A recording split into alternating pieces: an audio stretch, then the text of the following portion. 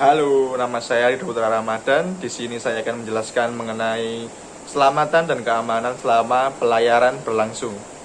Menurut PM nomor 20 tahun 2015, standar keselamatan pelayanan meliputi sumber daya manusia, awak kabin, sarana dan prasarana, standar operasional, prosedur atau SOP, keselamatan serta lingkungan. Sebelum kapal pengangkut orang atau barang berlayar, akan dilakukan pemeriksaan keselamatan dan keamanan terlebih dahulu. Sedangkan menurut PM nomor 119 tahun 2015, standar pelayanan penumpang angkutan ada dua tempat, yaitu terminal dan di atas kapal. Keselamatan dan keamanan penumpang harus diperhatikan semenjak penumpang masuk pelabuhan untuk menunggu naik kapal. Proses sebelum naik kapal menuju ke tempat tujuan, turun kapal hingga keluar dari pelabuhan. Ternyata standar keselamatan dan keamanan moda transportasi laut lebih banyak dan panjang indikatornya.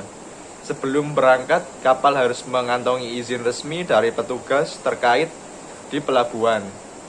Apabila ini tidak turun, ya kapal tidak akan boleh berangkat. Pemeriksaan dan pengawasan ini hanya dilakukan pada kapal penumpang resmi di pelabuhan. Indonesia ini mempunyai banyak pulau kecil dan dengan dermaga perairan dangkal.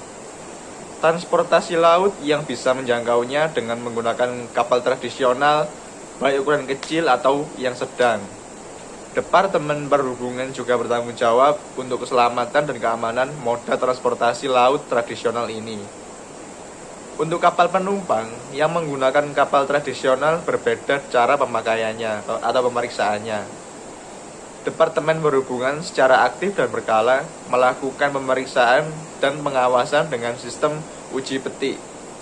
Petugas lapangan harus turun langsung ke pelabuhan-pelabuhan kecil.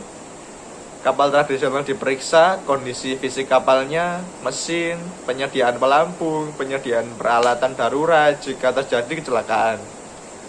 Peralatan darurat ini meliputi P3K untuk korban dan peralatan untuk meminta bantuan kapal lain atau petugas yang di darat. Departemen Perhubungan juga harus aktif melakukan program kampanye keselamatan pelayaran. Pada pemilik dan awak kapal tradisional, pengangkut penumpang ini sudah sangat pengalaman berlayar di lautan. Namun banyak para penumpang yang belum berpengalaman atau bahkan belum pernah naik kapal. Penekanan pada kampanye ini pada langkah preventif yang diambil untuk mengedepankan keselamatan dan keamanan. Terutama adalah pelarangan untuk membuat penumpang melebihi kapasitas kapal. Berikut ini adalah tips yang bisa saya berikan saat pelayaran berlangsung bagi awak kapal pemula. Yang pertama, cek kondisi kapal, apakah kapal dalam keadaan goyah saat berada di dermaga. Apabila goyah, Anda dapat memilih keluar dan menaiki kapal yang lain. Yang kedua, periksa ketersediaan jaket pelampung. Lebih baik kita mengetahui berapa banyak pelampung yang ada di kapal. Yang ketiga, periksa ketersediaan sekoci.